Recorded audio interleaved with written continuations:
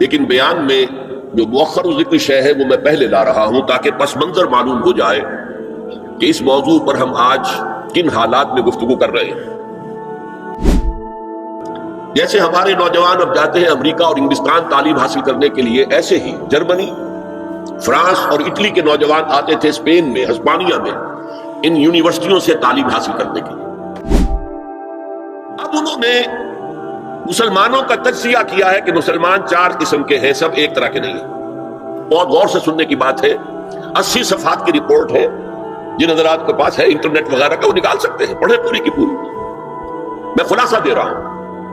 کہتے ہیں نمبر 1 ہے فنڈامنٹلسٹ، اور فنڈامنٹلسٹ وہ ہیں کہ جو اسلام کو صرف مذہب نہیں دین سمجھتے ہیں، جو یہ سمجھتے ہیں کہ اسلام صرف عقیدے، عبادات اور رسومات کا نام نہیں ہے، بلکہ اسلام ایک پولیٹیکو سوشو اکنامک سسٹم ہے، ایک نظام ہے، اجتماعی نظام ہے۔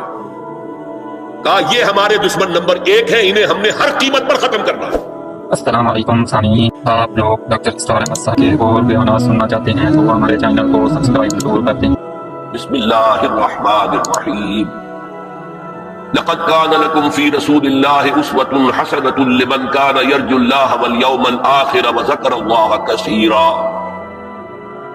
وقال عز وجل كما ورد في نفس السورة: يا نساء النبي لستن كأحد من النساء إن اتقيتن فلا تخضعن بالقول فيطمع الذي في قلبه مرض وقلن قولا معروفا وقرن في بيوتكن ولا تبرجن تبرج الجاهلية الأولى وأقمن الصلاة وآتين الزكاة وأطعن الله ورسوله إنما يريد الله ليذهب عنكم الرجس أهل البيت ويطهركم تطهيرا واذكرن ما يتلى في بيوتكن من آيات الله والحكمة إن الله كان لطيفا خبيرا۔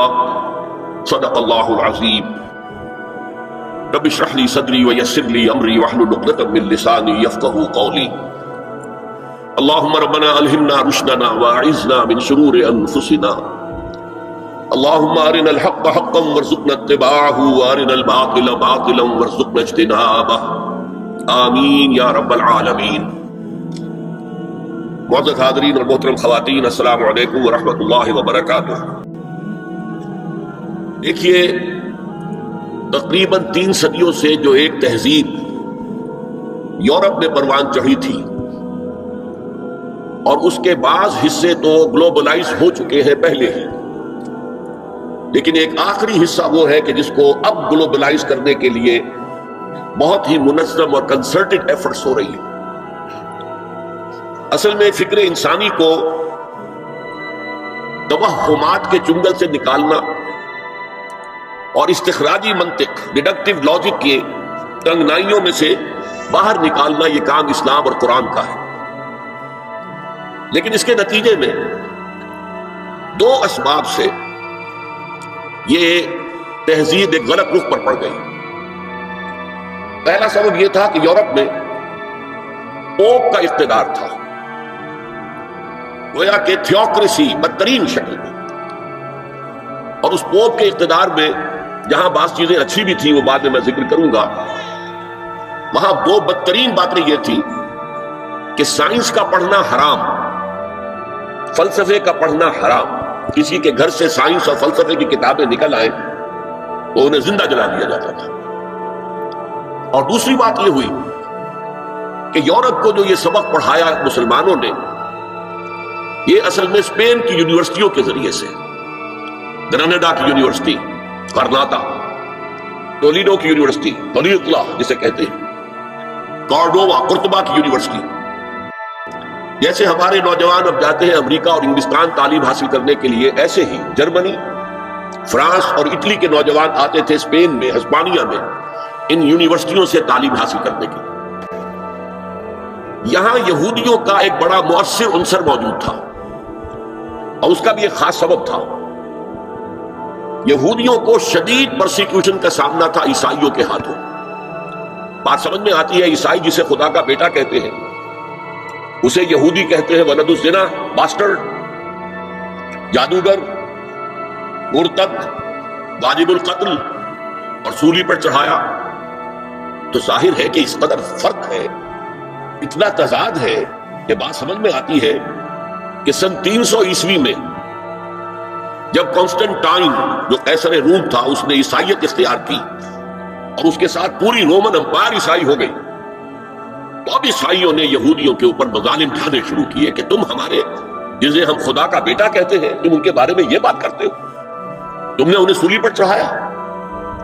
بدترین پرسیکیوشن پورے یورپ میں، ان کے گھیٹوز علیحدہ ہوتے تھے، شہروں میں آباد ہونے کی اجازت نہیں تھی، شہر میں ضرورت کے لیے آنے کے لیے وقت مقرر تھا کہ آپ فلاں سے فلاں وقت تک آ سکتے ہیں، کوئی سودا خریدنا ہو آ جائے، اللہ اللہ خیر صلی اللہ۔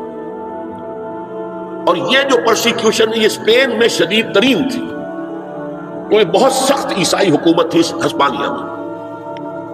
انہوں نے ایک بہت ہوشیار حکمت عملی اختیار کی کہ جب طارق ابن زیاد ہسپانیہ پر حملہ آور ہوئے تو انہوں نے ان کی مدد کی، انہیں راستے بتائے، ظاہر بات ہے کہ ان کے لیے یہ ساری انجانی دنیا تھی، انہیں راستے بتائے، ان کی مدد کی۔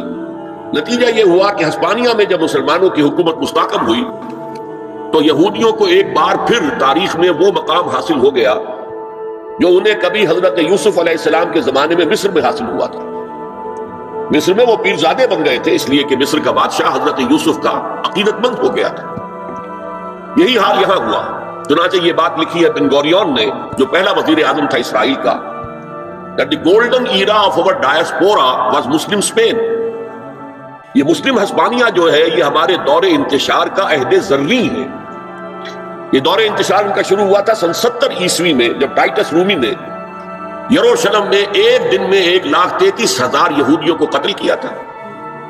انہوں نے جو ہیکل سلیمانی دوسری مرتبہ بنایا تھا، جسے سیکنڈ ٹیمپل کہتے تھے، اسے منہدم کیا، ختم کیا اور انہیں فلسطین سے باہر نکال دیا۔ اب جہاں سینگ سمائے چلے جاؤ، یہاں تمہارے رہنے کا کوئی امکان نہیں۔ تو یورپ میں چلے گئے، ایشیا میں آ گئے، افریقہ میں چلے گئے، اس کو وہ کہتے ہیں ڈایاسپورا، ہمارا دور انتشار۔ تو اس دور انتشار کا عہد زرعی مسلم اسپین ہے۔ اب وہاں انہوں نے جو انہیں حیثیت، ایک وقت میں وہاں ہسپانیہ میں مسلمانوں کی حکومت میں بنو امیہ کی حکومت تھی، وزیر اعظم بھی یہودی تھا، اتنی انہیں حیثیت حاصل۔ انہوں نے جو 2 سبق اسلام پڑھا رہا تھا ان نوجوانوں کو کہ جو جرمنی سے، فرانس سے اور اٹلی سے آ رہے تھے، ایک حریت، آزادی، کوئی انسان دوسرے انسان کا محکوم نہ ہو، کوئی قوم دوسری قوم کی محکوم نہ ہو، انسان کو حق حاصل ہو حکمرانوں کو چیلنج کرنے کا، ان سے جواب طلبی کا۔ یہ سبق جو خلافت راشدہ نے دنیا کو پہلی دفعہ دیا تھا، انہوں نے اس میں مزید مرچ مسالہ لگایا کہ یہ حریت، آزادی، مادر پدر آزادی، خدا سے آزادی، شریعت سے آزادی، اخلاقی اصولوں سے آزادی۔ نمبر 2 جو اسلام نے سبق دیا تھا مساوات کا، کہ تمام انسان پیدائشی طور پر برابر ہیں، گورے ہو، کالے ہو، پیلے ہو، لال ہو، کسی رنگ کے ہو، کسی نسل کے ہو، کسی علاقے میں رہتے ہو، کسی ناک نقشے کے ہو، اور مرد ہو یا عورت ہو، پیدائشی طور پر سب برابر ہیں، ان میں کوئی فرق نہیں۔ یہ نوٹ کر لیجیے، اسلام میں مرد اور عورت کے درمیان ایک فرق ہے، لیکن وہ کہاں ہے؟ جب ایک مرد اور ایک عورت شادی کے بندھن بند جائیں اور ایک خاندان کی بنیاد ڈالیں تو خاندان کے ادارے کا سربراہ مرد ہوگا، اور یہ ظاہر بات ہے، 2 اور 2 4 کی طرح کی بات ہے کہ کسی ادارے کے 2 سربراہ نہیں ہو سکتے، ایک سربراہ، اس کے نیچے آپ اسسٹنٹس، ڈپٹیز جتنے چاہے رکھیں۔ کسی بھی فرم کا مینیجنگ ڈائریکٹر ایک ہوگا، ڈائریکٹر 10 رکھیں، 20 رکھیں، 50 رکھیں، 2 برابر کے اگر سربراہ ہوں گے تو فساد ہی فساد ہوگا۔ تو یہ انتظامی برتری ہے، جیسے دفتر میں ایک چپڑاسی ہے اور ایک دفتر کے اندر افسر بیٹھا ہے، ان میں فرق ہے، لیکن ویسے یہ دونوں برابر ہیں انسان ہونے کے ناطے، اور سیاسی اعتبار سے ایک ووٹ افسر کا ہے، ایک ہی اس کے چپڑاسی کا ہے، ایکول۔ تو انتظامی طور پر مرد کو فوقیت دی گئی ہے عورت پر، لیکن جو شرف انسانیت ہے، ہیومن آنر، ڈگنیٹی، یہ برابر شیئر کرتے ہیں، ان میں کوئی فرق نہیں۔ یہ سبق پڑھایا اسلام نے، انہوں نے اس کو آگے بڑھایا، مرد اور عورت بالکل برابر ہیں، بالکل برابر ہیں، ایک جیسے کام کر سکتے ہیں، کندھے سے کندھا ملا کر کام کر سکتے ہیں، 2 مرد آپس میں شادی کر سکتے ہیں، 2 عورتیں آپس میں شادیاں کر سکتی ہیں۔ یہ سارا در حقیقت دنیا میں جو فساد پیدا کیا یہ یہودیوں نے، اور یہاں سے یوں سمجھیے کہ جیسے دریا چل رہے تھے علم کے، حکمت کے، ہسپانیہ کی یونیورسٹیوں سے، خاص طور پر یورپ کے ان 3 ممالک میں، سینٹرل یورپ جسے کہتے ہیں، فرانس، جرمنی اور اٹلی. تو اس میں سیاہی گھولتا رہا یہ یہودی طبقہ. کون سیاہی گھول رہا ہے؟ وقت کے بہتے دریا میں. دریا کا صاف اور پاک پانی آ رہا تھا، اس میں سیاہی گھولی یہودیوں نے. اس کے نتیجے میں جو لبرلزم پیدا ہوا، آزادی، وہی جو آج ہمارے یہاں آتا لبرل اسلام، ماڈریٹ اسلام، لبرل اسلام. یہ لبرلزم یہودیوں کی پیداوار ہے اور اس کے ذریعے سے انہوں نے عیسائیوں سے بھرپور انتقام لیا. اس نے 3 شکلیں اختیار کی. یہ علم جو تھا، جب پوپ کی طرف سے آزادی ہو گئی، اب سائنس پڑھنی شروع کر دی لوگوں نے. فلسفہ بھی پڑھ رہے ہیں، بڑے بڑے فلسفی پیدا ہو گئے، بڑے بڑے سائنسدان پیدا ہو گئے. سائنس کے نتیجے میں ٹیکنالوجی آ گئی. تو ظاہر بات ہے کہ اس سے یورپ کے اندر ایک پاور پوٹینشل ڈیولپ ہو گیا، طاقت، قوت. لیکن یہ علم جو تھا یہ یک چشمی تھا. جیسے اب کہتے ہیں دجال کی ایک آنکھ. اللہ نے انسان کو 2 آنکھیں دی تھی علم کے ضمن میں. ایک، تم اپنے حواس ظاہری سے اور عقل سے علم حاصل کرو. کسی شخص نے دیکھا ہوگا ہمارے آباء و اجداد میں سے کہ کوئی چٹان نیچے گری، نیچے بھی پتھر ہی تھا تو ایک شعلہ نکلا. انہوں نے دیکھا یہ کیا ہے. پھر اس نے یہ 2 پتھر اپنے ہاتھ میں لے کے زور سے ٹکرائے، اس میں بھی شعلہ پیدا ہو گیا. تو آگ ایجاد ہو گئی. اس سے پہلے وہ صرف پھلوں پر گزارا کرتا تھا، پھولوں پر گزارا کرتا تھا، یا کوئی کچا گوشت کھاتا تھا. آگ تو تھی نہیں. تو یہ بہت بڑی شے تھی کہ جو پیدا ہو گئی. پھر آگ کے بعد کبھی کسی نے دیکھا کہ ہانڈی چڑھی ہوئی ہے چولہے پر اور وہ اس کا ڈھکنا ہل رہا ہے. کون ہلا رہا ہے؟ کوئی جن ہے، بھوت ہے، کون ہے؟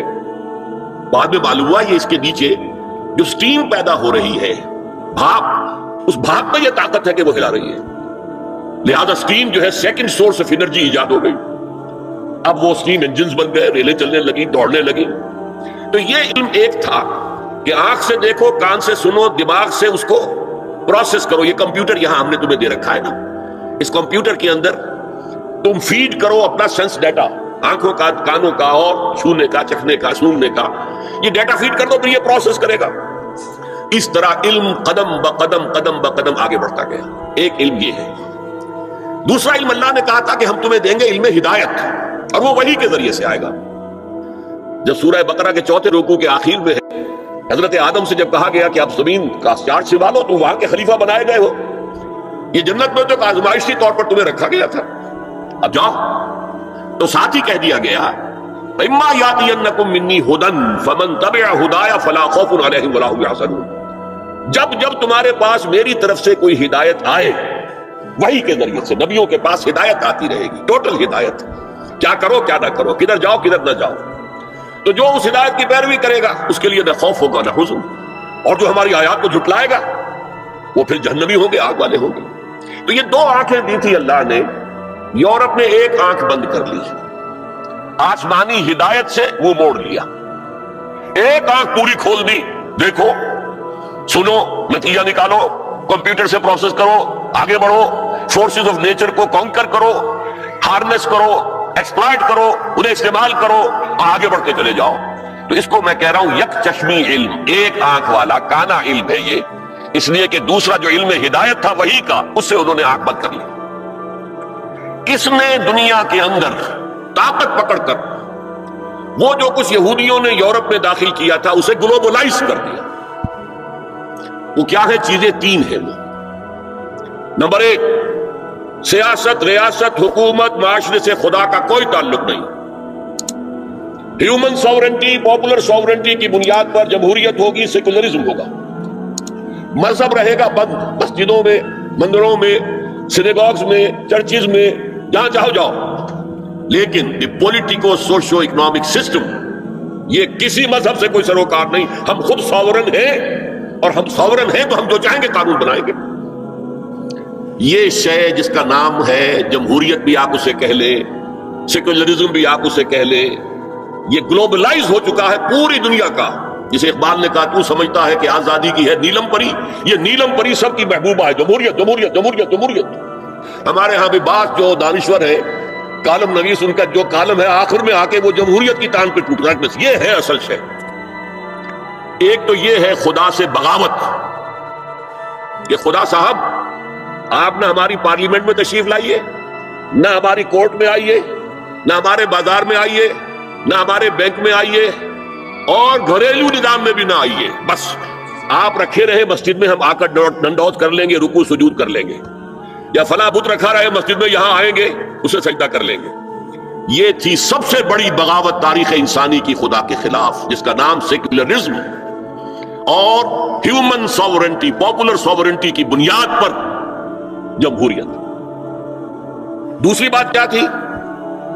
معیشت کا معاملہ, خاص طور پر یورپ کا جو میں نے کہا تھا, جہاں بری باتیں تھی اچھی بات بھی تھی. پوپ کے زیر اثر, پوپ کے زمانے میں سود حرام تھا ہر طرح کا, کمرشل انٹرسٹ بھی حرام, اور یوزری جو کہ ذاتی طور پر ذاتی اپنی ضرورت کے لیے لوگ لے لیتے تھے, جیسے ہمارے یہاں پٹھانوں نے اڈے بنا رکھے ہیں, بیچارے غریب جاتے ہیں اور پھنستے ہیں ان کے چنگل میں, پھر نکل نہیں سکتے. تو یوزری اینڈ کمرشل بوتھ ور حرام, فاربیڈن. لیکن ایک کیلوین نامی ایک شخص نے اس کے لیے کتاب لکھی, اور یہودیوں کے زیر اثر انہوں نے انٹرسٹ کی اجازت حاصل کر لی. چنانچہ بغاوت ہو گئی. اب ایک بغاوت تو ہوئی چرچ سے, جبکہ چرچ آف انگلینڈ آزاد ہو گیا, اس نے کہا پوپ کو ہم نہیں مانتے, جائے اپنے گھر میں رہے. انگلینڈ, اور وہیں پر سب سے پہلا بینک آف انگلینڈ قائم ہوا, سودی کاروبار کا دنیا کے اندر آغاز ہوا. اور اسی کے ذریعے سے پھر یہودیوں نے بینکنگ نظام شروع کر کے پورے یورپ کو جکڑ لیا. یہ سازشیں کر کے ملکوں کو لڑاتے تھے. اب جب وہ ملک لڑ رہے ہیں تو انہیں پیسے کی ضرورت ہے, ہتھیار کے لیے, اسلحہ کے لیے, تو اپنے منہ مانگے شرح سود پر قرض دیتے تھے اور خون چوستے تھے. اور انہوں نے یہاں تک حیثیت اختیار کر لی کہ 100 سال پہلے, اب یہ 1904 ہے, 2004 ہے, 1905 میں گئے تھے علامہ اقبال انگلستان اور جرمنی, اور جا کر دیکھ آئے تھے کہ فرنگ کی رگے جاں پنجے یہود میں ہے. اس وقت فرنگ کا امام جو ہے وہ برطانیہ تھا, جس کے بارے میں کہتے تھے کہ اس کی سلطنت میں کبھی سورج غروب ہی نہیں ہوتا. آج اسی فرنگ کا امام جو ہے وہ امریکہ ہے, اور اسی طرح پنجہ یہود کے اندر جکڑا ہوا ہے. اس لیے کہ سارا مالیاتی نظام, سارا بینکنگ نظام, امریکہ کی حکومت اس وقت دنیا کی سب سے زیادہ مقروض حکومت ہے. ٹریلینز آف ڈالر, بلین نہیں, ٹریلینز آف ڈالر, جس کا آپ تصور نہیں کر سکتے. ٹریلینز آف ڈالرز کی یہ مقروض ہے حکومت کن کی؟ یہودی بینکاروں کی. اور ظاہر بات ہے کہ ان کے ہاتھ میں پھر ان کی نکیل ہے, جدھر چاہتے پھر لیتے.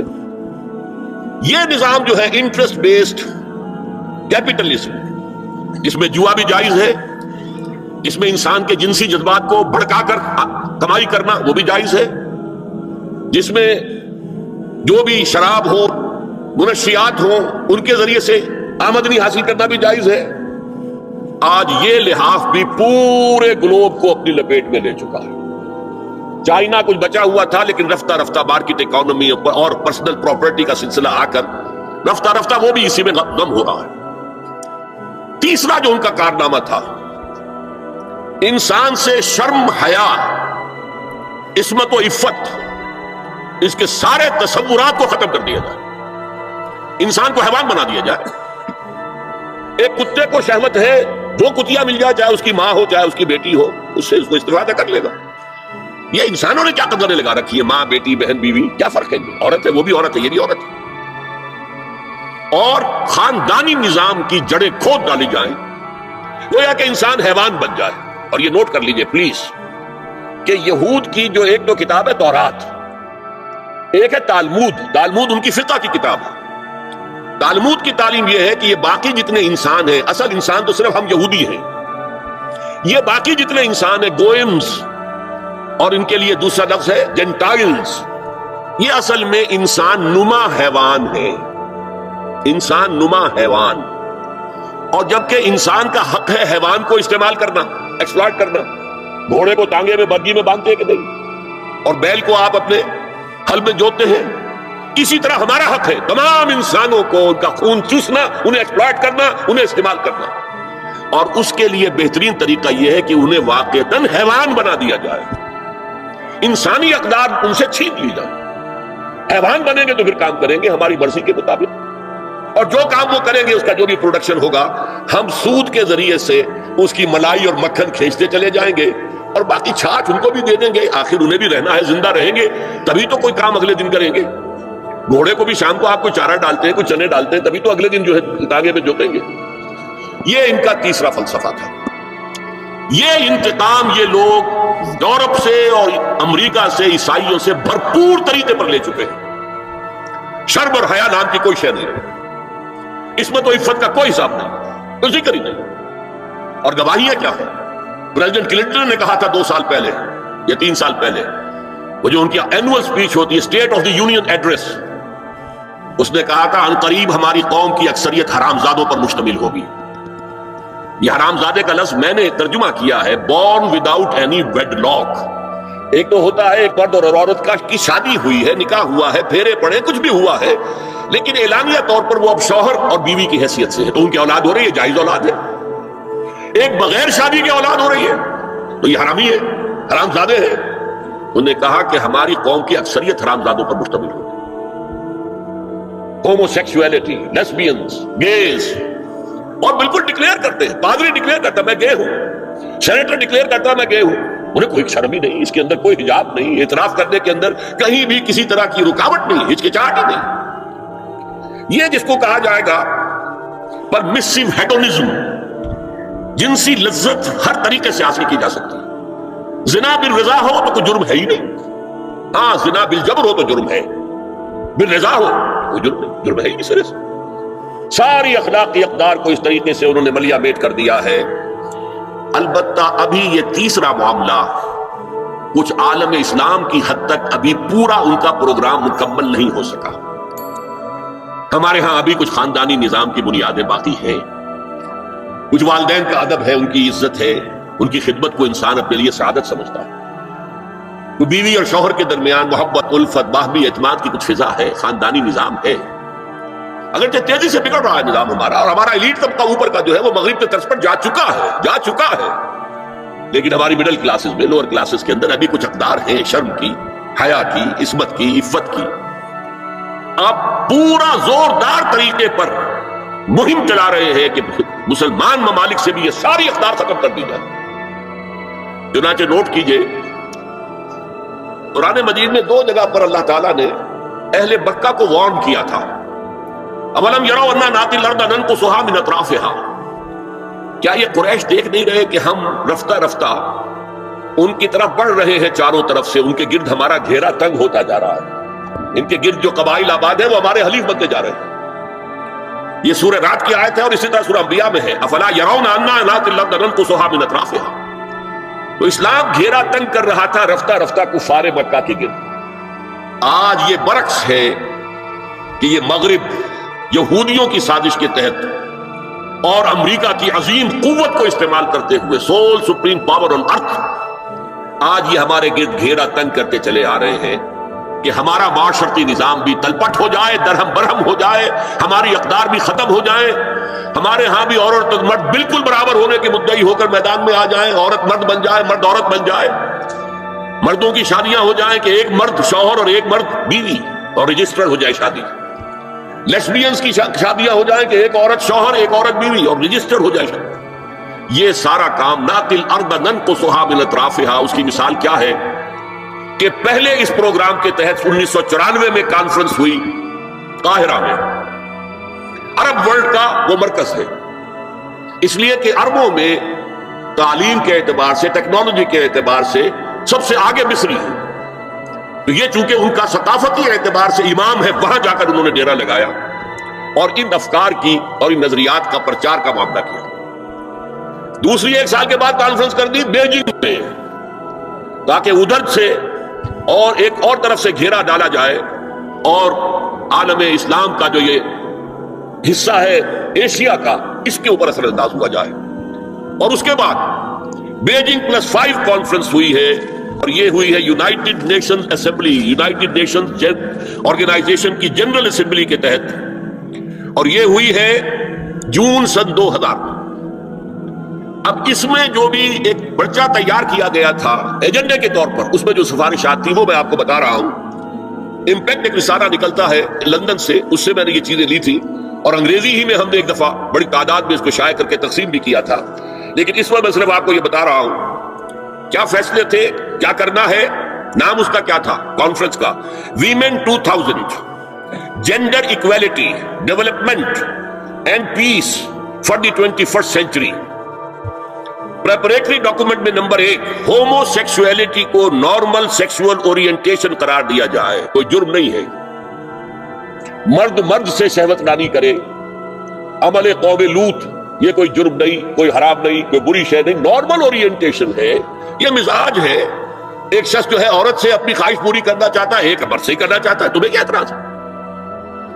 ہومو سیکسول میرجز کو تسلیم کیا جائے، جو تسلیم ہو رہا ہے۔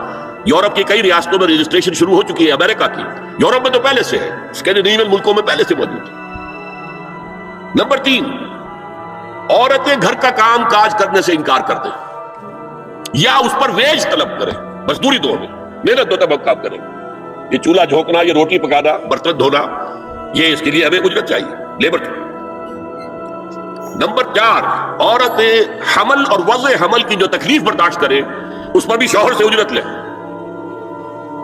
نمبر 5، اگر کسی وقت کسی عورت کی طبیعت آمادہ نہ ہو ہم بستری کے لیے اور شوہر مجبور کرے تو اسے میریٹل ریپ قرار دیا جائے، یہ زنا بالجبر ہوگا جس کی سزا دی گئی۔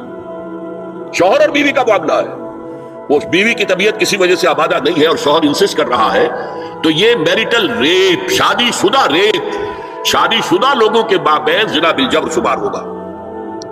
نمبر 6، پروسٹیٹیوشن کو ایک باعزت پیشہ مانا جائے اور ان کو پروسٹیٹیوٹس نہ کہا جائے بلکہ سیکس ورکرز، سیکسول ورکرز۔ جیسے مرد ہے وہ اپنی جسمانی قوت استعمال کر رہا ہے، وہ اب چلا رہا ہے، کسی چلا رہا ہے، یا وہ کہیں ایجنٹ ہو رہا ہے، یا کوئی اور دماغی صحت استعمال کر رہا ہے، ڈاکٹر بیٹھا ہے اس نے لکھ رہا ہے، فیس لے رہا ہے، عورت بھی اپنے جسم کے ایک عضو کو استعمال کر رہی ہے تو وہ سیکسول ورکر ہے اور وہ پیشہ ہے اور وہ باعزت ہے، اس پر قتل کوئی قدر نہ ہو۔ 7، وراثت اور طلاق میں بالکل برابری، کوئی فرق نہیں۔ اب یہ خاص چیز تو معلوم ہوتا ہے کہ اسلام ہی کو ہدف بنا کر انہوں نے ایجنڈے میں شامل کیا۔ اس کا نام ہے سوشل انجینئرنگ، معاشرتی تعمیر نو۔ پرانی تعمیر، وہ جو مولانا روم نے کہا تھا کہ اگر کوئی پرانی عمارت ہے نئی بنانی ہے تو پہلے گرانی پڑے گی، اولا تعمیر را ویرا کنند، تو پہلی تعمیر گرائیں گے تو دوسری بنے گی۔ لہذا یہ سارا سٹرکچر جو ہے سوشل، یہ ختم کر کے یہ نئی سوشل انجینئرنگ ہے جو ہمیں کرنی ہے، اور اس کا سب سے بڑا ٹارگٹ عالم اسلام۔ اب اس میں دوسری بات سنیے، یہ کام تو سن 2002 سے، بلکہ اس سے پہلے 94 میں، پھر 95 میں، پھر 2000 میں، یہ 3 کانفرنسیں ہوئی۔ ایک اب نیا آیا ہے شوشا، اور وہ کیا ہے؟ رینڈ کارپوریشن ہے امریکہ کی ایک بہت بڑا تھنک ٹینک، سب سے بڑا، سب سے اونچا۔ اس کی سفارشات جو ہے وہ محکمہ دفاع کو جاتی ہے، خارجہ محکمے کو جاتی ہے، اور ان تھنک ٹینکس کے مشوروں پر اور تجاویز پر لوگ عمل کرتے ہیں۔ حکومت جو ہے ان کو غور سے دیکھتی ہے، عمل کرتی ہے۔ اب انہوں نے مسلمانوں کا تجزیہ کیا ہے کہ مسلمان 4 قسم کے ہیں، سب ایک طرح کے نہیں ہیں۔ بہت غور سے سننے کی بات ہے، 80 صفحات کی رپورٹ ہے، جن حضرات کے پاس ہے انٹرنیٹ وغیرہ کا وہ نکال سکتے ہیں، پڑھیں پوری کی پوری۔ میں خلاصہ دے رہا ہوں۔ کہتے ہیں نمبر 1 ہے فنڈامنٹلسٹ، اور فنڈامنٹلسٹ وہ ہیں کہ جو اسلام کو صرف مذہب نہیں دین سمجھتے ہیں، جو یہ سمجھتے ہیں کہ اسلام صرف عقیدے، عبادات اور رسومات کا نام نہیں ہے، بلکہ اسلام ایک پولیٹیکو سوشو اکنامک سسٹم ہے، ایک نظام ہے، اجتماعی نظام ہے۔ کہا یہ ہمارے دشمن نمبر 1 ہے، انہیں ہم نے ہر قیمت پر ختم کرنا ہے۔ They are the biggest challenge to our civilization, our culture, our system. ہماری تہذیب ان کے سب سے بڑے دشمن کے۔ نمبر 2 ٹریڈیشنلسٹ ہے، روایت پسند۔ یہ ہمارے علماء جو قال اللہ و قال رسول میں ہے، فقہ حنفی پڑھ رہے ہیں، یا کوئی اہل حدیث ہے تو کچھ اور چیز پڑھ رہے ہیں، وغیرہ وغیرہ۔ ان کا اصل جو مشغلہ ہے وہ دارالعلوم ہے، پڑھنا پڑھانا ہے، مساجد میں خطبہ دینا ہے، امامت کرانی ہے۔ اس سے آگے کا ان کے سامنے خود تو کوئی کانسیپٹ نہیں ہے، لہذا یہ ہمارے لیے خطرناک نہیں ہے، they are no challenge to us۔ لیکن اگر کبھی وہ فنڈامنٹلسٹ کے ساتھ مل گئے تو پھر بہت خطرناک ہے۔ کیوں؟ ان کے پاس عوام تک رسائی کا بہت بڑا ذریعہ ہے۔ ہر جمعے کو ایک اجتماع ہو رہا ہے، جلسہ ہو رہا ہے، چھوٹی سی جلسی کرنی ہو تو ہزاروں روپیہ خرچ کرنا پڑتا ہے، اشتہار ہے، پوسٹر ہے، فلاں ہے، چاہے وہ چھوٹی سی جلسی ہو۔ اور یہاں لوگ چلے آ رہے ہیں، نہا دھو کر، کپڑے بدل کر، اچھے عطر بھی لگا کر آ رہے ہیں، کچے دھاگے سے بدے ہوئے، تو ان کے پاس تو بڑا ذریعہ ہے۔ یہ اگر فنڈامنٹل کے ساتھ مل گئے تو بہت خطرناک ہے۔ لہذا ان کے لیے تو یہ ہے کہ اولا تو ان کو ایک دوسرے سے دور رکھو، اور جو ٹریڈیشنلسٹ ہیں انہیں اپنے باہمی جو مسلکی اختلافات ہیں فرقے وارانہ اختلافات ہیں ان کے اندر بزی رکھو، شوشے چھوڑتے رہو تاکہ وہ اسی بحث کے اندر مناظرے بازی میں لگے رہیں۔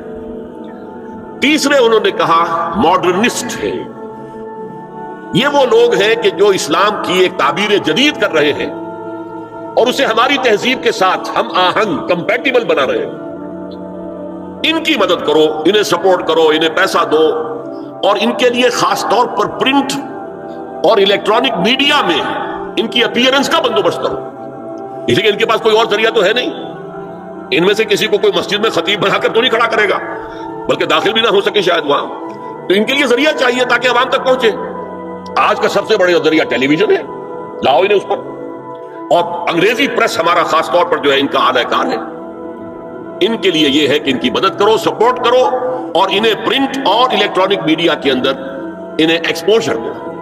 چوتھا کہتے ہیں وہ ہے سیکولرسٹ، پہلے ہی سے ہمارے ہیں، ہماری جیب میں ہیں، وہ تسلیم کر چکے ہیں، ہضم کر چکے ہیں کہ نظام کا، زندگی کے نظام کا کوئی تعلق مذہب سے نہیں ہے، مذہب نام ہے عقیدے کا اور عبادات کا اور رسومات کا، تو یہ تو ہمارے ہی ہیں۔ تو گویا کہ 2 جمع 2 تقسیم ہو گئی، 2 کو سپورٹ کرو، مدد دو، اور 2 کو سپریس کرو، اور ان دونوں کو ایک دوسرے سے دور رکھو، اور جو ٹریڈیشنلسٹ ہے، روایت پسند، انہیں ان کے اختلافات میں الجھائے رکھو۔ یہ ہے پالیسی جس کے تحت آج ایسی باتیں آپ کو اپنے الیکٹرانک میڈیا سے، ٹیلی ویژن سے سننے میں آ رہی ہیں، اور بڑے بڑے دانشور ہیں جو کہہ رہے ہیں شراب اسلام میں حرام نہیں ہے، شراب پی کر دھت ہو جانا، بالکل مدہوش ہو جانا حرام ہے۔ آپ کو معلوم ہے کہ وہاں بھی کہا جاتا ہے ڈرنکرز وہاں بھی پسند نہیں کیے جاتے، اتنے پینے والے کے ہوش کھو دیں، مغرب میں بھی پسندیدہ نہیں ہے، لیکن وہ کہتے ہیں کہ اصلاً شراب حرام نہیں ہے اسلام۔ اور آپ کو معلوم ہے، میں نام نہیں لینا چاہتا، یہ ہماری بدقسمتی ہے کہ علامہ اقبال کے فرزند ہیں جنہوں نے یہ بات کہی، پھر انہیں کے ایک اور ہم نام ہے، انہوں نے شوشہ چھوڑا، اسلام میں پردہ وردا نہیں ہے، قرآن میں پردہ نہیں ہے۔ یہ تو ایک وقت کی سوشل ضرورت تھی، ایک خاص وقت کی ضرورت تھی جس کے تحت کچھ احکام دیے گئے، ورنہ یہ کوئی مستقل احکام نہیں ہے۔ یہ ہے وہ صورتحال کہ جس کی بنا پر میں نے آج اس موضوع کو اپنے لیے اختیار کیا ہے۔ اب اس سے پہلے کہ میں اس موضوع پر اسلام میں پردے کے احکام کیا ہیں، اب میں آ رہا ہوں پہلے حصے پر، لیکن اس کے لیے چند تمہیدی مباحث ضروری ہیں۔ نمبر 1، ہمارے نزدیک اسلام مذہب نہیں، دین ہے۔ مذہب کا لفظ اسلام کے لیے قرآن میں آیا ہی نہیں، لفظ مذہب آیا ہی نہیں، جہاں تک حدیث کا علم مجھے ہے وہاں بھی نہیں آیا۔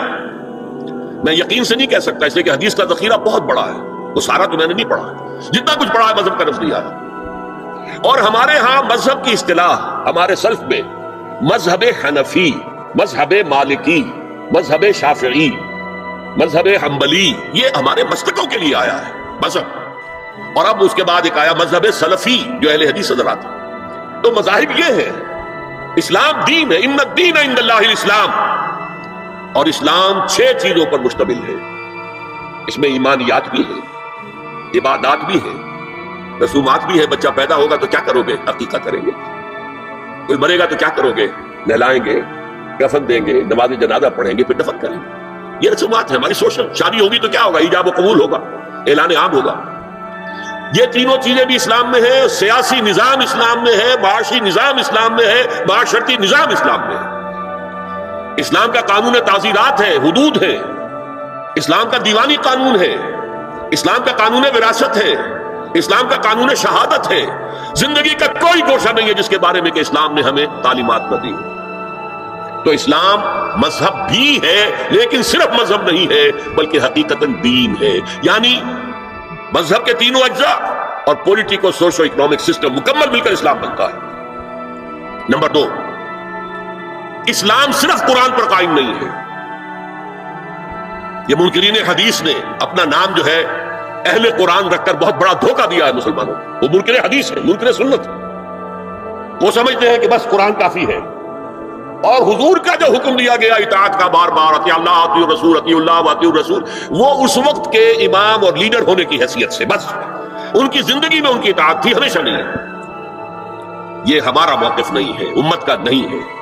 ہمارے نزدیک 2 ہیں بنیادیں، کتاب اللہ و سنت رسول، اللہ کی کتاب اور اس کے رسول کی سنت صلی اللہ علیہ وسلم۔ اور اللہ کا شکر ہے پاکستان کے دستور میں قرارداد مقاصد بھی ہے تو اس میں دونوں موجود ہیں، اللہ کی کتاب اور رسول کی سنت۔ اور دفعہ 227 کے اندر جو کہا گیا ہے no legislation will be done here repugnant to the Quran and the Sunnah, قرآن اور سنت کو جمع کیا گیا۔ یہ دوسری بات ہے، چور دروازے ایسے ہیں، یہ منافقت کا پلندہ ہے ہمارا دستور پاکستان کا، کہ ان دفعات کے ہوتے ہوئے بھی اسلام نافذ نہیں ہو رہا۔ چور دروازے ایسے کیے ہیں کہ وہ انفیکٹو ہے، لیکن عملاً شکل جو ہے نظری طور پر کم سے کم یہ ہے کہ کتاب اور سنت کو تسلیم کیا گیا ہے ہمارے دستور میں۔ تیسری بات بہت اہم ہے جو آج فلسفی بن کر سامنے آئے ہیں پردے کے خلاف، قرآن پر تدبر کرنے میں دو پہلو ہمیشہ سامنے رہنے چاہیے۔ ایک ہے اس کی تعویل خاص، ایک ہے تعویل عام۔ اس کو سمجھ لیجئے کہ اصطلاحات سے آپ ڈر نہ جائیں۔ دیکھیے قرآن ایک خاص دور میں اترا، 610 عیسوی سے 632 عیسوی تک 22 برس میں قرآن نازل ہوا۔ نازل ہوا حجاز میں، مکی صورتیں ہیں تو مکہ بھی حجاز میں ہے، مدنی صورتیں تو مدینہ بھی حجاز میں ہے۔ تبوک کے آتے جانے میں اگر کچھ اتنی ہے تو وہ بھی حجاز ہے، تبوک بھی اسی کا آخری سرا ہے۔ ہجرت کے دوران اتری ہے تو وہ بھی حجاز ہے، تو یہ حجاز میں اترا ہے۔ اور وہی لوگ اس کے اولین مخاطب تھے، لہذا قرآن مجید میں جو چیز بھی نازل ہوئی ہے وہ اس وقت کے ماحول کے ساتھ کوئی نہ کوئی اس کی نسبت تھی، تبھی وہ سمجھ سکتے تھے۔ ہوا میں باتیں تو نہیں ہو سکتی، لیکن قرآن ہدایت ہے ابد الآباد تک کے لیے، یہ صرف اس وقت کے لیے ہدایت نہیں، آج بھی یہی ہدایت ہے، قیامت تک یہی ہدایت رہے گی۔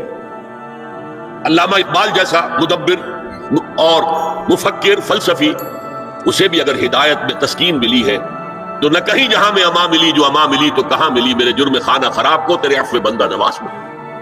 زندگی کے آخری دور میں صرف قرآن پڑھتے تھے، کوئی فلسفے کی کتاب نہیں، قرآن۔ لہذا قرآن میں ہدایت ہے اقبال کے لیے بھی، 20ویں صدی کے فلسفی کے لیے بھی ہدایت ہے۔ جو بھی زمانے کے اندر مسائل پیدا ہوں گے ان سب کا حل موجود ہے۔ لیکن اب اس کو جوڑیے، اس وقت جو نازل ہوا خاص ماحول میں خاص افراد سے مخاطب ہو کر، تو کچھ واقعاتی پس منظر ہے جس میں نازل ہو رہا ہے اور اس کے ساتھ اس کا کوئی تعلق ہے۔ اسے کہتے ہیں، اگر آپ اس پس منظر میں رکھ کر قرآن کی آیات پر غور کریں گے، یہ تعویل خاص ہے، خاص اس پس منظر میں رکھ کر قرآن کی آیت پر غور کریں، اور یہ ضروری ہے، انسائٹ حاصل ہوتی ہے اس سے۔ لیکن ایک ہے اس کی تعویل عام، وہ ہمیشہ کے لیے ہے۔ چنانچہ اصول یہ ہے کہ الاعتبار لعموم اللفظ لا لخصوص السبب، یہ تفسیر کا اصول ہے۔ اصل اعتبار کیا جائے گا الفاظ کے عموم کا، نہ کہ سبب نزول کے خصوص کا۔ اعتبار کیا جائے گا ہمیشہ کے لیے، جنرلائز کیا جائے گا، یہ احکام آئے ہیں اور ان کے الفاظ کو دیکھیں گے، ان پر نگاہیں جمائیں گے اور اس سے احکام نکالیں گے۔ تین باتیں ہو گئی، ایک اسلام صرف مذہب نہیں دین ہے، دوسرے اسلام صرف قرآن پر مبنی نہیں ہے، قرآن پر تو صرف قرآن پر تو نماز کا نظام بھی نہیں بنتا، دو آدمی جو ہے متفق نہیں ہو سکتے نماز پر اگر آپ سنت کو نکال دیں۔ کس دلیل سے مغرب کی 3 رکعتیں ہیں؟ کہیں لکھا ہے قرآن میں؟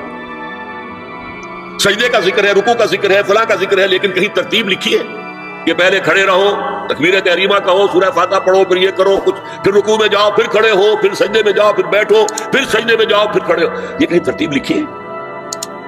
یہ جو 1400 برس گزرنے کے باوجود انڈونیشیا کے آخری جزیرے سے لے کر موریتانیہ تک نماز کے بارے میں کیا اختلاف ہے؟ 5 نمازوں میں اختلاف ہے، رکعتوں کا اختلاف ہے، ہر رکعت کی ترتیب کا اختلاف ہے، کوئی اختلاف نہیں۔ زیادہ رفع یدین ہے یا نہیں ہے، بعد میں آمین زور سے کہنی ہے یا خاموشی سے کہ بس۔ میں یہ کہا کرتا ہوں، مجھے پہلا احساس ہوا تھا جب میں نے پہلا حج کیا 62 میں، وہاں جو نظر آیا نقشہ، خانہ کعبہ کے گرد کھڑے ہوئے، ایک سرکل، دوسرا، تیسرا، چوتھا، شیعہ بھی ہیں، سنی بھی ہیں، بریلوی بھی ہیں، دیوبندی بھی ہیں، اصحاب ظاہر بھی ہیں، خارجی بھی آ گئے ہیں، کوئی سب ہے، سب ہے، لیکن کہیں بھی نماز کی ڈرل جو ہے وہ نہیں ٹوٹتی۔ مطلب یہ کہ اگر کسی کا خیال یہ ہوتا کہ جیسے رکوع ایک ہے ایک رکعت میں تو سجدہ بھی ایک ہی ہے، تو وہ ایک سجدہ کر کے کھڑا ہو جاتا اور دوسرا سجدے کے اندر گرا ہوا ہوتا، تو ٹوٹ جاتی نا، جمعیت ختم۔ اور وہ کھڑے ہونے والا کہتا کہ یہ ناداں گر گئے سجدے میں جب وقت قیام آیا، اب تو کھڑے ہونے کا وقت تھا، یہ کیا دوبارہ سجدے میں گر گئے؟ نہیں۔ اتنے مسلک، اتنی قومیتیں، اتنی زبانیں، اتنے علاقے، نماز ایک ہی ہے، کہیں ڈرل نہیں ٹوٹتی، جمعیت ختم نہیں ہوتی۔ یہ سب سنت کی برکت ہے۔ تو اسلام کی بنیاد قرآن اور سنت پر ہے، اور قرآن سے تدبر کرنے کے لیے، قرآن پر اور استنباط کرنے کے لیے تعویل خاص پر بھی نظر ہونی چاہیے. You get the background جس کے اندر کہ وہ آیات نازل ہوئی، ٹھیک ہے، لیکن ان کی عام تعویل کی جائے گی کہ یہ ہمیشہ کے لیے اس سے کیا قانون جو ہے وہ مستنبط ہوتا ہے. اب چوتھی بات دیکھیے، عرب کا جاہلی معاشرہ جو ہے اس کا معاشرتی نظام کیا تھا؟ کیا وہاں عورتیں ننگی رہتی تھیں؟ کیا وہاں کوئی خاندانی نظام نہیں تھا؟ یہ نہ سمجھیے کہ وہاں کوئی اس طرح کا معاملہ تھا کہ کوئی خلا تھا. نمبر ایک، ان کا قبائلی نظام بہت مضبوط تھا، اور جب قبائلی نظام مضبوط ہوتا تو خاندانی نظام بہت مستحکم ہوتا. قبیلہ خاندانوں کے مجموعے کا نام ہے نا. نمبر دو، شرفاء کی جو خواتین ہوتی تھی ان کے عام لباس کے علاوہ دو چیزیں اور ان کے استعمال میں رہتی تھی. ایک خمار، اوڑھنی، گھروں کے اندر وہ اوڑھنی اوڑھتی تھی. ایک جلباب، لمبی سی چادر کہ جب باہر نکلتی تھی تو اس میں اپنے پورے جسم کو لپیٹ لیتی تھی لیکن چہرہ نہیں چھپاتی.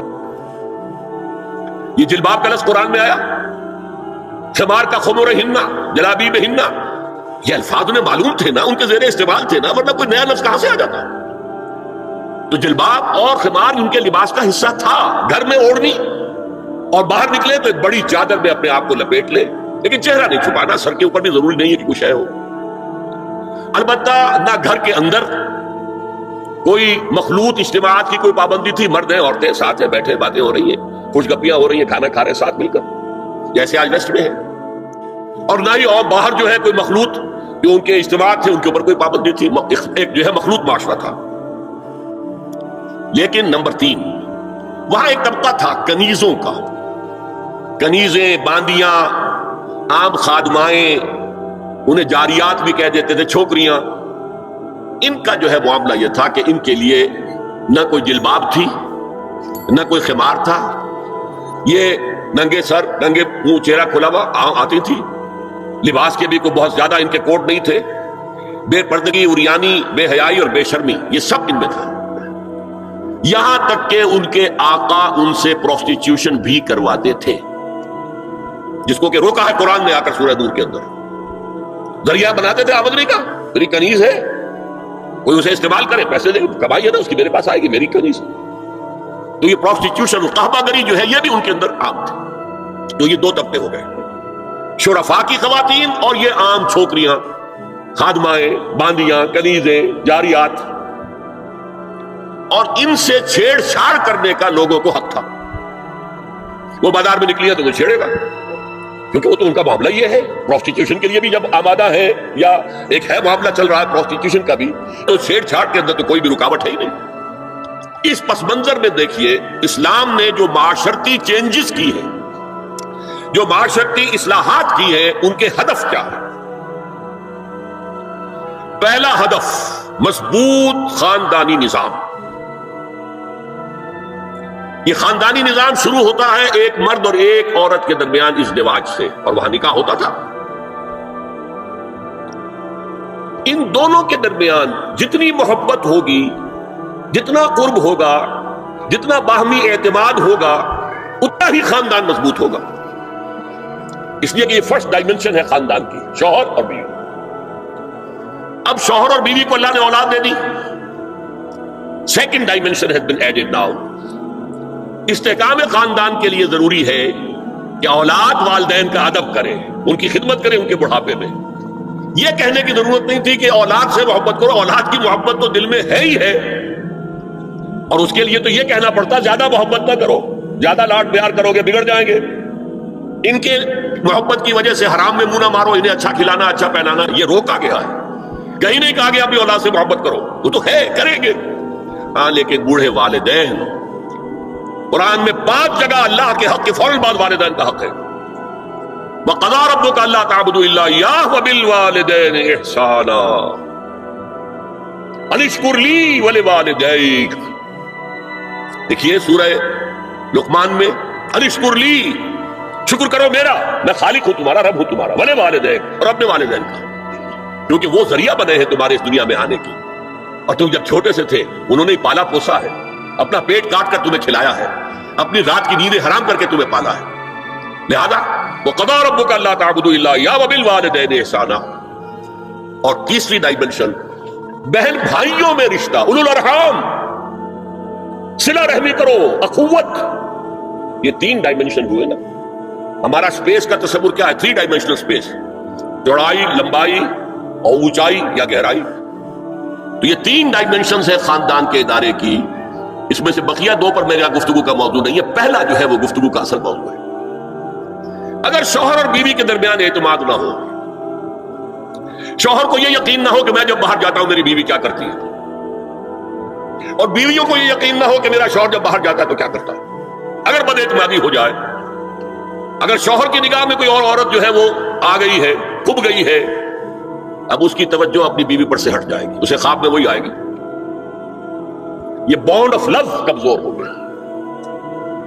اگر باپ کو یہ یقین نہ ہو کہ یہ اولاد میری ہی ہے تو وہ خاندان کا ادارہ دراڑیں پڑ گئی ہیں. لہذا اس خاندان کے ادارے کو مضبوط رکھنے کے لیے سب سے اہم کام کیا ہے کہ جتنی بھی سیکشول اٹریکشن ہے یہ 2 صنفوں میں، مرد اور عورت، یہ سینٹرڈ رہے، مرکوز رہے شوہر اور بیوی کے درمیان. انتشار نہ ہو، نگاہ ادھر سے ادھر نہ جائے، بلکہ ان کی پوری توجہ، آپس میں اعتماد ہو، آپس میں محبت ہو، اور اسی سے خاندان جو ہے اس کی چولیں مضبوط رہیں گی. دوسرا ہدف کیا ہے؟ مردوں اور عورتوں کے مابین ان کی جسمانی اور نفسیاتی ساخت کے مطابق جداگانہ ذمہ داریاں ڈال دی گئی. کون انکار کر سکتا ہے کہ عورت کا جسم کچھ اور ہے، مرد کا کچھ اور ہے، عورت کی نفسیات کچھ اور ہے، مرد کی نفسیات کچھ اور ہے. ان دونوں کے اندر زمین و آسمان کا فرق ہے. عورت کا حسن کیا ہے؟ نزاکت میں. وہ بھاری بھرکم ہو اور بہت تگڑی ہو، جسیم ہو تو پہلوان تو ہوگی، لیکن وہ کوئی اچھی مطلب یہ کہ خاتون نہیں سمجھی جائے گی. اور مرد کا حسن، اس کی وجاہت جسمانی طاقت میں ہے. زمین و آسمان کا فرق ہے، اللہ نے بنایا. اس اعتبار سے اسلام نے بھاری کام، اب دیکھیے جو کسی چلا رہا 8 گھنٹے اور کچھ لوگ لے کے آیا اپنے گھر والوں کے لیے، بھاری کام مشقت اس کا ہوا کہ نہیں ہوئی؟ جو اینٹیں ڈھوتا رہا سارا دن اور کچھ لے کر آیا ہے اپنے گھر والوں کے لیے، defence of the country, defence of the nation, مردوں کے حوالے. معاش کا معاملہ مردوں کے حوالے، عورت نہیں.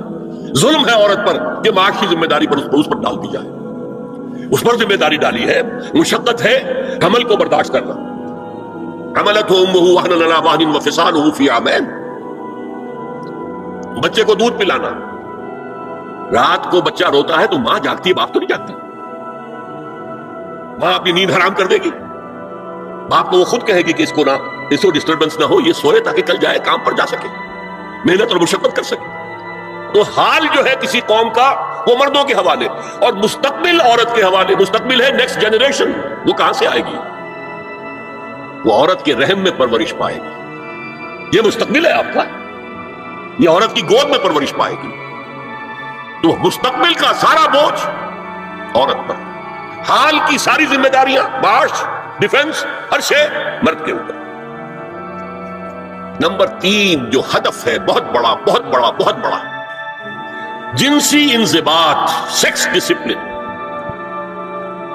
زنا کی روک تھام. لا تقربوا الزنا انہ کان فاحشۃ وساء سبیلا. زنا کے قریب تک نہ پھٹکو. یہ نہیں کہا کہ لا تزنوا، نہیں، قریب تک نہ پھٹکو. جیسے کہ یہ فیصلہ آباد کا ہمارا گول چکر ہے اور 8 بازار آ رہے ہیں. اب کوئی سرکاری پروگرام یہ ہے کہ اس گول چکر تک، چوک تک کوئی بھی جلوس نہ پہنچے، تو 8 بازاروں کو بند کرو گے نا. لہذا دور دور تک اللہ تعالیٰ نے وہ حدیں لگا دی ہیں کہ زنا کی ترغیب نہ ہو، زنا کے راستے جو ہے وہ مسدود ہو جائیں. اور زنا کے بارے میں اب دیکھیے، یہ اس دور کی انٹلیکچوئل خیانت، ڈس آنیسٹی کا سب سے بڑا معاملہ ہے. جدید نفسیات کا بابا آدم مانا جاتا ہے فرائڈ، اور فرائڈ کے نزدیک انسان کے محرکات عمل میں سب سے زیادہ طاقتور، سب سے زیادہ پوٹنٹ سیکس ہے. مارکس نے قرار دیا پیٹ کو معاشی ضرورت، فرائڈ نے کہا نہیں، سیکس ہے اصل شے، اصل محرک انسان میں. یہاں تک کہتا ہے ایڈیپس کمپلیکس باپ اگر محبت بھری نگاہ سے بیٹی کو دیکھ رہا ہے تو یہ بھی سیکس ہے، اور ماں اگر بیٹے سے محبت کر رہی ہے تو یہ بھی سیکس ہے۔ انا للہ و انا الیہ راجعون۔ ان کمبختوں کا اصل یہ معاملہ ہے کہ ایک شے پر نگاہ جم گئی تو سب کچھ اسی کے گرد گھما دیا، مطلب بات غلط نہیں ہے۔ Sexual motive one of the most important motives, no doubt about it. اگر یہ نہ ہو، اگر عورت میں مرد کے لیے اٹریکشن نہ ہو، اگر عورت کو مرد کی احتیاج نہ ہو تو تمدن ختم ہو جائے۔ کون شادی کا کھکیٹ مول لے گا؟ ایک پیٹ پالنا اور ہے، خاندان کی ذمہ داری اور ہو جائے گی۔ اس قدر زبردست جو ہے یہ موٹیویشن ہے، اندر سے جذبہ ہے اور اٹریکشن ہے شدید۔ اس اعتبار سے یوں سمجھیے جتنا زوردار گھوڑا ہو اتنی ہی زوردار لگام چاہیے اگر ڈسپلن میں رکھنا چاہتے ہیں۔ لہذا اس سیکس کو ڈسپلن میں لانے کے لیے کہ قانونی تعلق ہو ایک مرد اور عورت کے درمیان، ازدواج ہو، شادی ہو جائے، یا دوسرا راستہ وہ بھی تھا جو آج کل نہیں رہا، باندھی ہو کسی کی، مل کے یمین ہو، ان کے اندر سیکشول انٹرکورس جو ہے وہ ہو اور اس سے باہر نگاہ بھی نہ جائے۔ اس زنا کے بارے میں حضور نے جو اچھا، ایک تو میں آپ کو بتاؤں کہ قرآن اور حضور دونوں کس قدر حقیقت پسند ہیں۔ سورہ آل عمران میں فرمایا زُيِّنَ لِلنَّاسِ حُبُّ الشَّهَوَاتِ مِنَ النِّسَاءِ وَالْبَنِينَ وَالْقَنَاطِيرِ الْمُقَنطَرَةِ مِنَ الذَّهَبِ وَالْفِضَّةِ وَالْخَيْلِ الْمُسَوَّمَةِ وَالْأَنْعَامِ وَالْحَرْثِ۔ انسان کے اندر محبت پلا دی گئی ہے، مزین کر دی گئی ہے کن کن چیزوں کی؟ سب سے پہلے عورت، سب سے امپورٹنٹ موٹیو عورت، پھر بیٹے،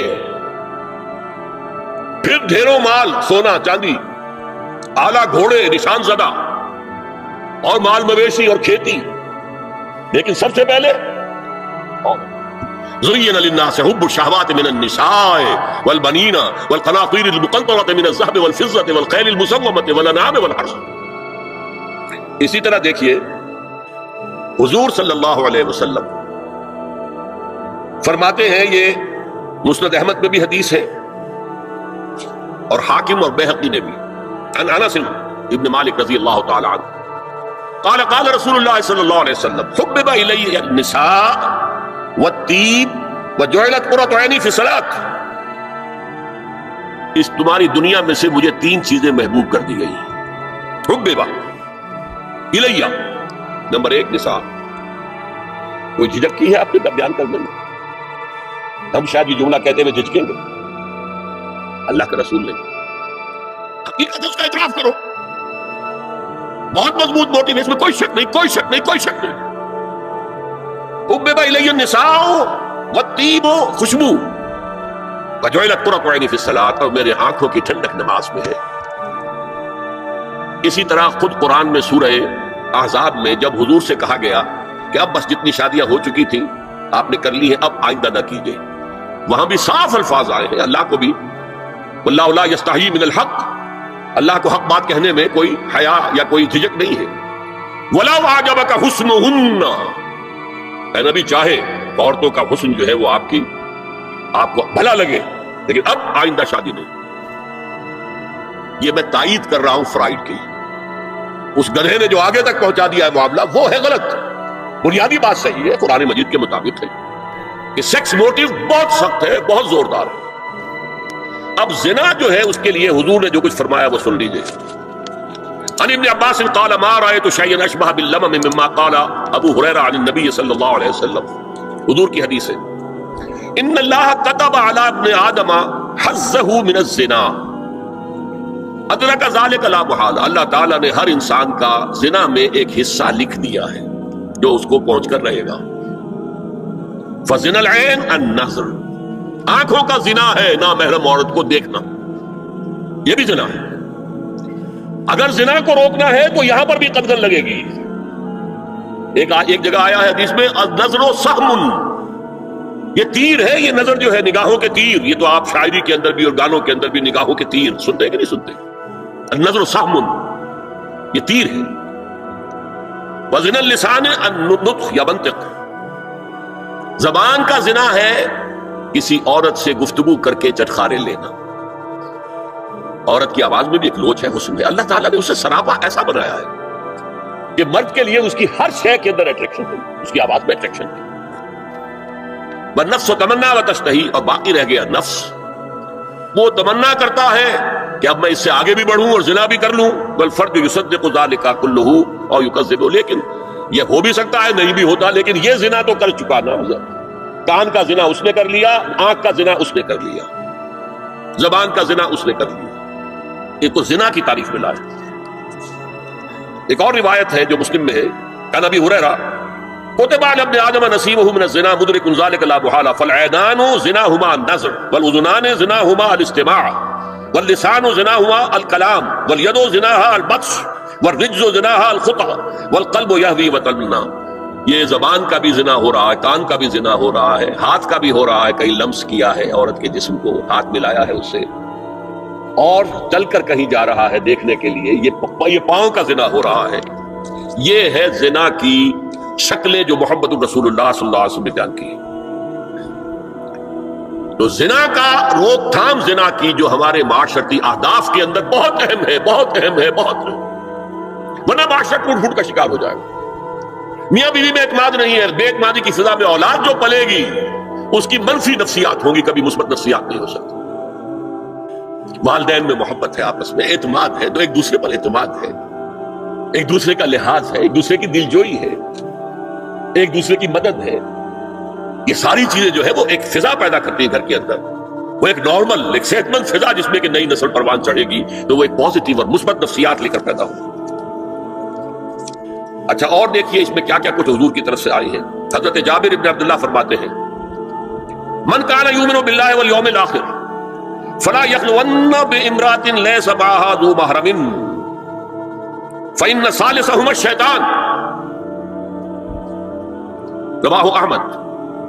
دیکھو، جو شخص بھی اللہ پر اور یوم آخر پر ایمان رکھتا ہو، وہ کبھی کسی اجنبی عورت کے ساتھ خلوت میں نہ رہے، ملاقات نہ کرے جس کے ساتھ کہ اس کا کوئی محرم شامل نہ ہو. کوئی عورت آئی ہے آپ سے مسئلہ پوچھنے کے لیے، اس کا باپ، اس کا بیٹا، اس کا بھائی، اس کا شوہر ساتھ ہونا چاہیے، اکیلے نہیں. اس لیے کہ ثالثہما الشیطان. جہاں یہ ایک مرد اور ایک عورت جو ایک دوسرے کے لیے نامحرم ہے، جب ملیں گے تیسرا وہاں شیطان موجود ہو. اسی طرح حضرت ابن عباس کی روایت ہے، لا یخلون رجل بامرأۃ الا ومعها ذو محرم ولا تسافر المرأۃ الا مع ذی محرم. کوئی مرد کسی عورت کے ساتھ خلوت میں نہ ہو، اکیلے نہ ہو، مگر یہ کہ اس عورت کے ساتھ اس کا محرم موجود ہو. اور کوئی عورت سفر نہ کرے جب تک کہ اس کے ساتھ محرم موجود نہ ہو. اب آئیے چھٹی بات.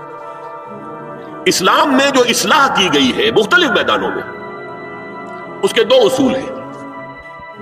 نمبر ایک، تدریج سے اصلاح ہوتی ہے، ایک دم نہیں. نمبر دو، اصلاح کا عمل گھر سے شروع ہونا چاہیے. Charity begins at home. اب میں مثال دے رہا ہوں. دیکھیے، شراب کی حرمت کے ضمن میں 3 درجوں میں حرمت ہوئی ہے. سورہ بقرہ میں فرمایا گیا، یسألونک عن الخمر والمیسر قل فیہما اسم کبیر ومنافع للناس واسمہما اکبر من نفعہما. بات ختم.